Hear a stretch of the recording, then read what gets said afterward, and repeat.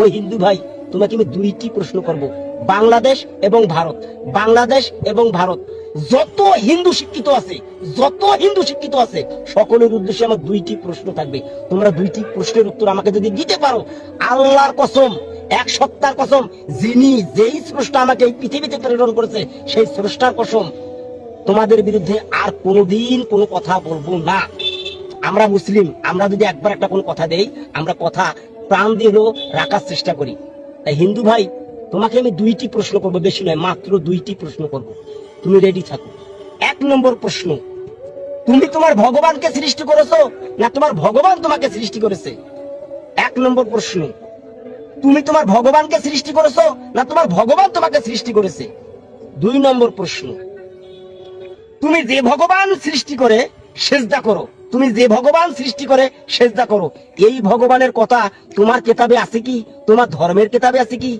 আবার মনে রাখবে, তুমি যেই ভগবান সৃষ্টি করে সেজদা করো, সেই ভগবানের কথা তোমার ধর্মের কিতাবে আছে কি? হিন্দু ভাই, তোমাকে আমি ভাই বললাম, কেন বললাম জানো? তোমাকে আমি কেন ভাই বললাম? কারণ পৃথিবীতে যত মানুষ ছিল, আছে, থাকবে, প্রত্যেকটি মানুষ মুসলিম ফিতরাতের উপর জন্মগ্রহণ করেছে। নমস্কার জেঠুমশাই, চলে এলাম আপনার প্রশ্ন দুটোর উত্তর দিতে। তবে আমি কিন্তু খুব বেশি শিক্ষিত নই, আর আপনি যে প্রশ্ন দুটো রেখেছেন, এই প্রশ্ন দুটোর উত্তর দিতে আমার মনে হয় না যে খুব বেশি শিক্ষিত হতে হবে। কারণ আপনার প্রশ্ন দুটোর উত্তর আমাদের ভারতবর্ষের প্রত্যেকটা হিন্দু যারা পুঁথিগতভাবে শিক্ষা অর্জন করতে পারেনি, তারাও দিতে পারবে। আর আরেকটা কথা যেটা বললেন যে আপনারা মুসলমানরা কথা দিলে সেই কথা রাখার জন্যে আপনারা আপনাদের প্রাণটাও দিয়ে দিতে পারেন, সেদিক থেকে কিন্তু আমরা হিন্দুরাও কোনো অংশে পিছিয়ে নেই। সেটা একটু ইতিহাস ঘেটে দেখবেন, তাহলে বুঝতে পারবেন যে হিন্দুদের রক্তে কোনো মির্জাফরি নেই, সেটা আপনি বুঝতে পারবেন। যাই হোক, আপনার প্রশ্নে আসি।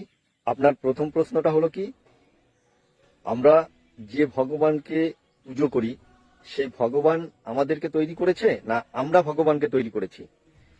তো আপনার প্রথম প্রশ্নের উত্তরটা শুনবেন, একটু ভালো করে মনোযোগ সহকারে শুনবেন।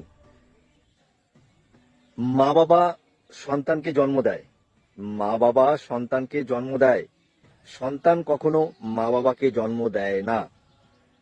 আমার মনে হয় আপনি যদি বুদ্ধিমান শিক্ষিত হয়ে থাকেন, তাহলে আপনার প্রথম প্রশ্নের উত্তর আপনি পেয়ে গেছেন। চলেন তাহলে এবার দ্বিতীয় প্রশ্নের উত্তরটা জানা যাক। দ্বিতীয় প্রশ্নটা কি করলেন, আমরা যে ভগবানকে তৈরি করে পুজো করি, সেই ভগবানের কথা আমাদের কেতাবে লেখা আছে কিনা, বা সেই ভগবানের কোনো রেফারেন্স আছে কিনা, আপনি মূলত এটাই জানতে চেয়েছেন। আর আমাদের ধর্মটাকে একটু ছোট করতে চেয়েছেন, সেটা আপনার লাস্ট কথায় বোঝা যাচ্ছে, সেটা পরে যাচ্ছি। আমরা যত দেব দেবীর পুজো করি, আমরা যত দেব দেবী বা দেব দেবতার পুজো করি, প্রত্যেকটা দেব দেবী দেব দেবতার কথা আমাদের ধর্মগ্রন্থে লিপিবদ্ধ রয়েছে। প্রত্যেকটা দেব দেবীর কথা আমাদের প্রত্যেকটা আলাদা আলাদা ধর্মগ্রন্থে লিপিবদ্ধ রয়েছে। রামায়ণ বলো, মহাভারত, গীতা, প্রত্যেকটা ধর্মগ্রন্থে সেগুলো লিপিবদ্ধ রয়েছে। আর সেগুলো জানতে হলে কিন্তু আমাদের এই ধর্মগ্রন্থগুলোকে একটু অধ্যয়ন করতে হবে, তাহলে কিন্তু সেগুলো জানা যাবে। আপনি যদি পার্টিকুলারই কোনো ভগবানের কথা বলতেন, যে এই ভগবানের কে যে পুজো করছেন, এই ভগবানের কথা আপনাদের কোন গ্রন্থে লেখা আছে, তাহলে আপনাকে আমি সেইভাবেই উত্তরটা দিতাম। যেহেতু সেইভাবে বলেননি, তাই আপনাকে আমি উত্তরটা এইভাবে দিলাম। আমার মনে হয় আপনি যদি শিক্ষিত হয়ে থাকেন, তাহলে আপনার প্রশ্নের উত্তর দুটো আপনি পেয়ে গেছেন। কিন্তু সর্বশেষ কথাটা আমি ঠিক বুঝতে পারলাম না। সর্বশেষে যে কথাটা বললেন,